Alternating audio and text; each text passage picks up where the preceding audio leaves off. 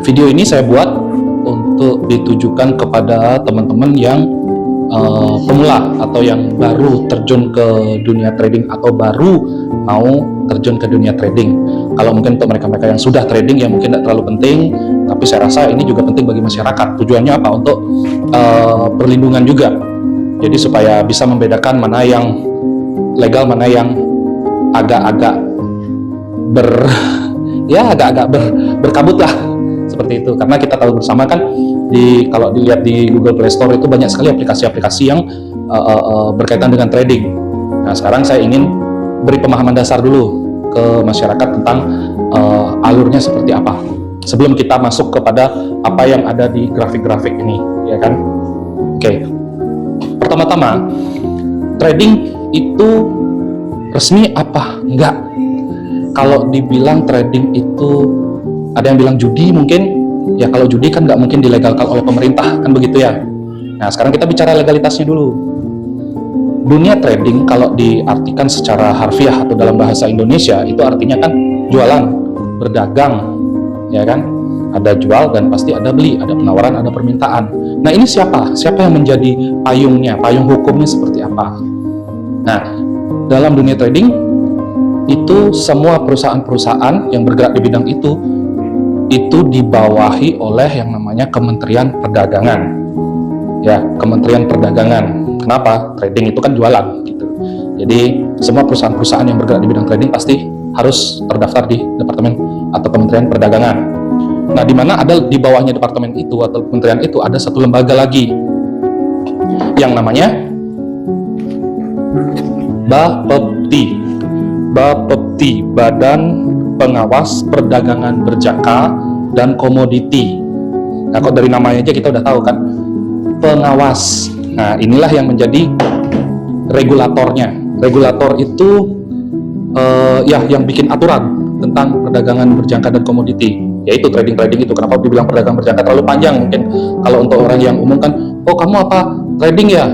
Enggak, perdagangan berjangka. Seperti itu. No, jadi si Bapepti ini bertugas sebagai yang bikin aturan untuk perlindungan konsumen tepatnya, ya kan? Caranya Bapepti untuk memberikan pengawasan dan perlindungan itu bisa dibilang ada beberapa. Misalnya contoh, ada aturan bahwasanya sebuah perusahaan pialang atau broker bahasa umumnya itu ada yang namanya segregate account. Segregate account itu adalah rekening terpisah dia dari aset perusahaannya. Jadi ini rekening nasabah yang pengen trading itu, jadi dananya itu terpisah dengan aset perusahaan. Tujuannya apa? Ya supaya dana itu murni pure di bawah kendalinya si nasabah. Jadi nggak, kalau itu misalnya jadi satu dengan aset perusahaan, bisa aja terjadi penggelapan misalnya. Ataupun yang paling sederhana, pakai untuk operasional kantor, dana nasabah yang dipakai gitu kan. Nggak bisa, makanya ada yang namanya segregate account. Jadi murni uangnya nasabah itu ya untuk trading, untuk top up, atau untuk withdraw. Itu dia. Berikutnya, bicara perlindungan juga, semua perusahaan trading atau broker ini wajib terdaftar di Bapepti. Jadi kalau Anda suatu hari tiba-tiba ditawarin orang untuk ikut trading yuk, ikut ini, ikut itu gitu, kasihlah nama perusahaannya A, B, C, D gitu misalnya. Ya kalian mesti cek dulu ke websitenya Bapepti. Tujuannya ya ini perusahaan terdaftar nggak, jangan-jangan nanti begitu orang gabung ya sebulan 2 bulan pertama oke, tau-tau nggak taunya nggak lama kemudian hilang, terlepas dari adanya oknum-oknum tertentu kan begitu ya. Jadi tau-tau perusahaan yang hilang kan gitu, uangnya hilang juga ya kan. Jadi ada orang bilang itu nanti uangnya hilang. Uang hilang atau uang bertambah itu semua murni karena hasil transaksi. Itu dia. Jadi sampai sini paham ya? Oke, lanjut ke berikutnya. Nah, berikutnya itu di bawahnya Kementerian Perdagangan dan Bapepti ada juga yang namanya ICDX, Indonesia Commodity and Derivative Exchange, atau bahasa sederhananya ICDX itu kayak bursanya atau pasarnya. Pasar ya di tempat di mana orang jualan, begitu. Jual beli, penawaran permintaan.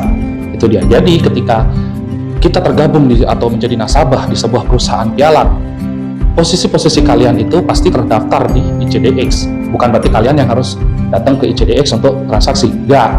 Posisi-posisi kalian yang kalian klik buy sell itu terdaftar di ICDX. Gitu dia.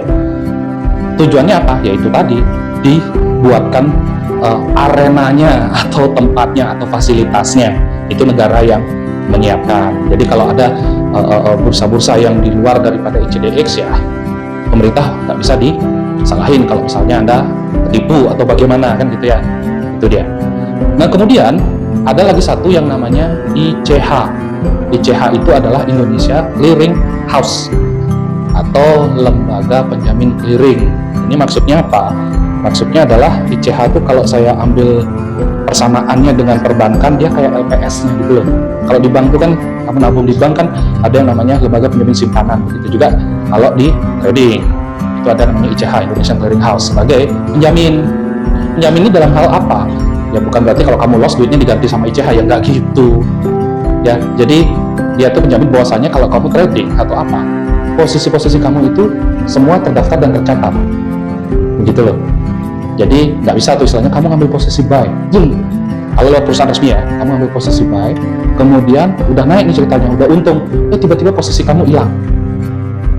Nah itu, hati-hati kalau ada yang kayak begitu. Di luar sana banyak aplikasi-aplikasi yang begitu, abal-abal. Nah, kalau perusahaan-perusahaan yang terdaftar di Kementerian Perdagangan dan Bapepti pastinya nggak bisa main begitu. Jadi dia tidak bisa memanipulasi harga. Artinya kalau harga itu fair, orang kan juga transaksinya juga pasti fair, terlepas daripadanya adanya profit atau loss. Oke, jadi itu tadi dia kalau kita bicara legalitasnya ya kan, tentang trading itu sendiri di Indonesia. Kalau di luar negeri juga ada, tapi namanya pasti beda. Yang jelas pastinya beberapa poin yang tadi saya sebutkan itu semua ada. Jadi sampai sini paham ya, bahwasanya Kementerian Perdagangan itu punya lembaga yang namanya Bapepti sebagai badan pengawas yang dia memberikan regulasi. Kemudian ada ICDX sebagai pasarnya atau tempatnya orang atau wadahnya untuk mereka-mereka para pelaku perdagangan tersebut, derivatif trading atau commodity, whatever you wanna say it. Kemudian ada ICH sebagai penjamin clearingnya. Itu ICH itu ya kayak LPS lah kurang lebihnya, fungsinya kurang lebih seperti itu. Nah, berikutnya baru kita masuk kepada yang namanya perusahaan pialang. Perusahaan pialang kalau dia resmi pastinya dia terdaftar. Jadi Bapepti tadi di 3 lembaga tadi itu mereka harus terdaftar. Jadi caranya kalau misalnya kalian ditawarin invest atau trading atau apa itu, kalau perusahaan itu tidak terdaftar di 3 lembaga tadi, mendingan jangan daripada ambil resiko, ya kan? Karena industri trading itu ternyata dari dulu banyak sekali oknum-oknum yang buat perusahaan mengatasnamakan trading, menawarkan fixed profit. Nah ini tadi banyak di luar sana itu yang menawarkan fixed profit. Oh pasti dapat 10% atau pasti dapat sekian persen per bulan. Nggak ada, dalam trading nggak ada begitu. Dalam aturan Bapepti nggak ada. Justru itu dilarang. Jadi dari situ aja kalian sudah bisa bedakan. Kalau misalnya ada marketing nih nawarin daripada invest di situ, mendingan di tempatku aja. Fixed profit, pasti untung 10% per bulan. Ada perjanjiannya. Waduh, jangan. Kacau dah kalau kayak gitu tuh udah nggak bener. Ya, itu dia. Nah, perusahaan pialang atau umumnya secara ngetrennya orang bilang broker, itu ada beberapa ciri khas. Misalnya udah pasti badan hukumnya dalam bentuk PT, kan begitu. Biasanya di belakangnya pasti ada, kalau nggak kata berjangka, pasti ada futures. Nah, itu dia. PT ABCD Futures. Nah, PT manis manja berjangka gitu misalnya. Pasti ada 2 hal itu. Itu udah ciri-ciri khasnya. Kemudian produk-produk yang ditawarkan oleh perusahaan pialang atau broker tadi itu ada beberapa jenis. Yang pertama itu indeks saham. Indeks saham itu adalah nilai rata-rata saham-saham blue chip yang ada di suatu negara. Ya kan, blue chip itu apa? Jadi dia adalah perusahaan-perusahahan papan atas yang ada di suatu negara. Saking bagusnya performanya, dia mampu menggerakkan ekonomi negara tersebut. Itu dia perusahaan blue chip, saham-saham blue chip. Kemudian digabungin, jadilah dia indeks saham. Indeks itu bisa dibilang tolak ukur ekonomi sebuah negara. Makin gede nilainya, makin bagus perkembangan ekonomi negara tersebut. Itu contoh sederhananya. Kemudian produk kedua itu namanya forex, foreign exchange. Nah itu bahasa kerennya. Kalau di Bali biasanya dulu orang-orang dulu bilangnya main falas. Nah, main valuta asing. Cuman bedanya kalau main falas itu tradisional. Jadi kamu misalnya pelaku pariwisata dapat tips berapa ratus dolar gitu misalnya dari tamu, ya kamu tunggu begitu nanti dolarnya naik, kamu ke money changer, kamu jual, kamu dapat selisih, itu keuntungannya. Tapi kalau forex kan sudah ada teknologi yang membantu, jadi kamu tidak perlu kemana-mana, tidak perlu ke money changer atau tidak perlu pegang fisiknya. Itu dia. Yang ketiga ada yang namanya komoditi. Komoditi ini bisa dibilang hasil alam, kan begitu ya. Pertanian itu juga termasuk komoditi, tapi nggak ditradingkan, nggak ditransaksikan di bursa. Yang lebih banyak ditransaksikan itu adalah pastinya komoditi pertambangan. Itu terbagi dari dua, ada energi, yaitu minyak bumi, atau oil orang bilangnya. Yang kedua itu komoditi logam mulia, pertambangan logam mulia, emas dan perak.